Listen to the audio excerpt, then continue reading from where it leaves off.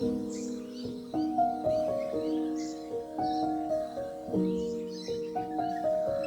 can't control what others do.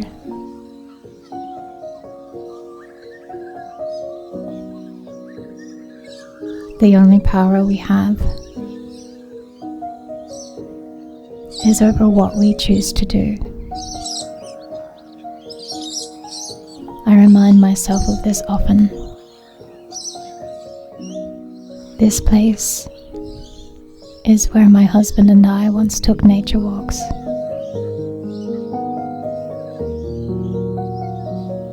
It's being cleared now for housing, the need for which is very real in our community. It's easy to imagine that the birds who lived here will simply move on. But in reality, the fight for territory among local bird life is fierce. Many will be forced to stay here, doing what they can to survive as the land around them changes. With not a single tree left standing, it's hard not to feel grief for the loss of yet another wild space.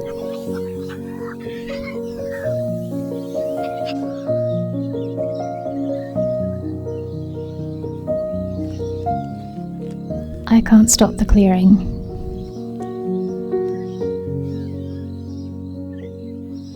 But I can tend to this small patch of earth that's already in our care.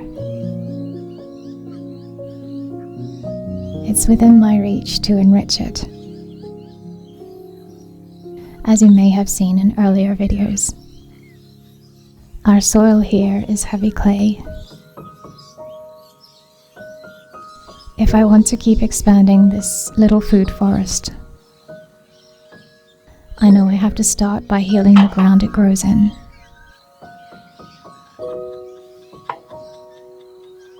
When I first set out to create a self-sufficient garden, I quickly became overwhelmed.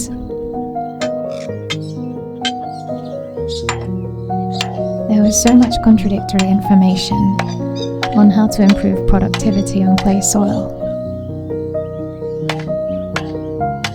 Between products like gypsum and other soil improvers, and synthetic fertilizers and potting blends and pesticides,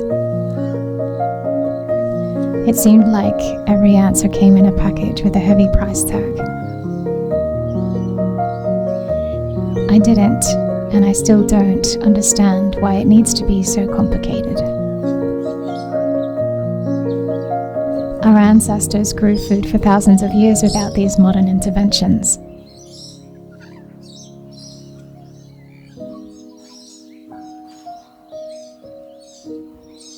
I felt that if I couldn't make it, collect it, or cultivate it myself, then I didn't want it in my garden. In an effort to uncomplicate things, I planted seeds straight into the clay soil, trusting that nature might be wise enough to do the rest. And it didn't work. The sunflowers you see here were planted in rich soil.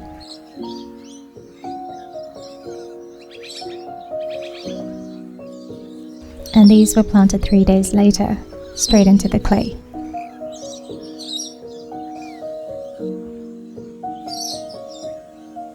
In my desire to simplify gardening, I had underestimated two things of great importance. First, the delicate systems at play, and the quiet struggle for survival within them at every level. And second, my role as a caretaker of this land, and the responsibility that I have to learn how best to support its needs.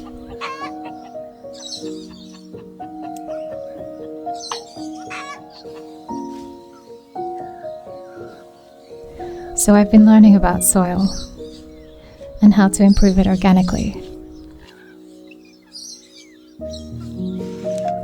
The simplest way to enrich any soil is to introduce organic matter.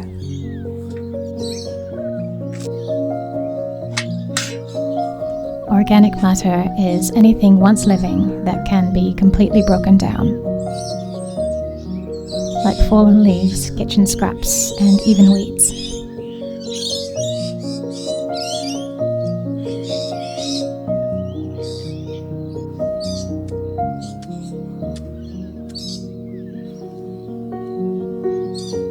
It feeds soil microbes, softens clay, and makes moisture and nutrients more available.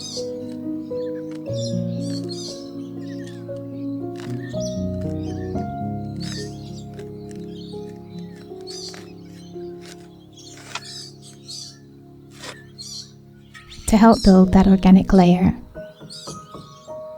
I'm first using a method called trench composting. This is where food scraps and garden waste can be buried directly into the soil. The waste breaks down underground over time, and it draws in worms, bacteria, and fungi. These are the lifeblood of healthy soil.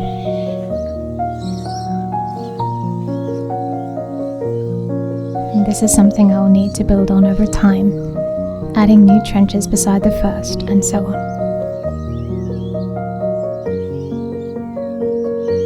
Mulching with fallen leaves would help keep weeds down, but here, the leaves of our native ironbark trees release cyanide compounds when they're decomposing. This might harm anything that I plant here later. So instead of leaf litter, I'm sowing red clover seeds over the area. This is what in permaculture is called green manure. The red clover will fix nitrogen into the roots. It can either be trimmed and returned to the soil to provide extra organic matter, or left to develop long taproots, which help break up the compacted clay.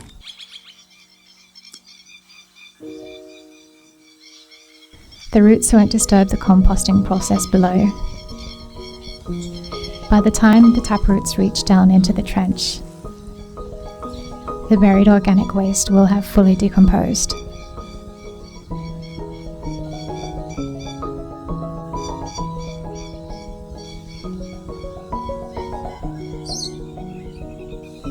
The flowers will also provide for the bees. I've noticed that same thing happening in the raised beds. The sunflowers that I planted there have drawn in the honeybees, but also the native bees. I was so excited to see native bees enjoying them. So I decided to plant a row of sunflowers along the fence line. This is where I previously planted bamboo, but it died when we went on holiday earlier this year. To give the sunflowers a better chance of success this time, I began by scraping the grass back to reduce competition for water.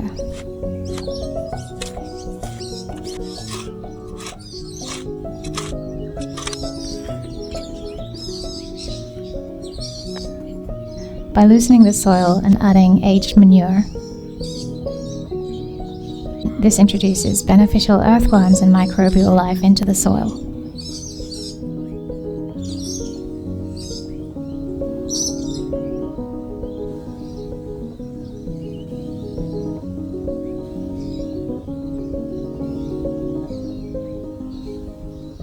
As before, I sowed a living mulch crop.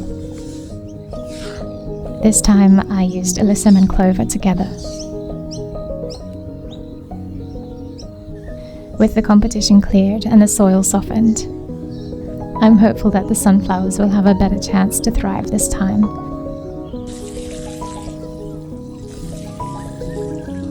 And that the native parrots and bees will have plenty to feast on.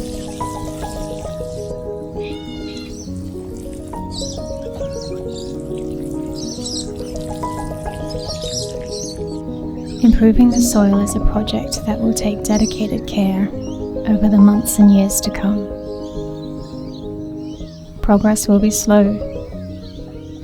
But if the only true power we have is over what we choose to do, then I choose to meet this land with attention. I choose to notice what helps it flourish, and to keep showing up, even when progress is invisible. I know that improving this small patch of earth won't change the world in any grand way. But in a time when so much feels counterintuitive, upside down, these small acts, performed with love, feel like an antidote to helplessness. They may not reshape the world, but they might make a difference to these birds,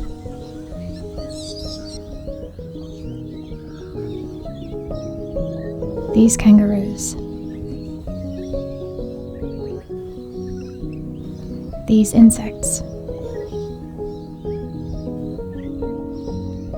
And like the trench system, where one narrow strip of soil is renewed at a time,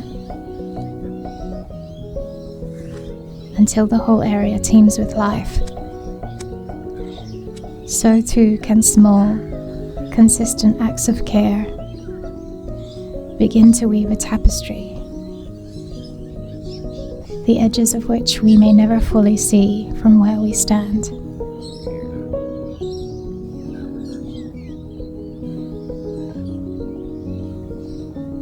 Thank you for being here. As always, you are truly appreciated.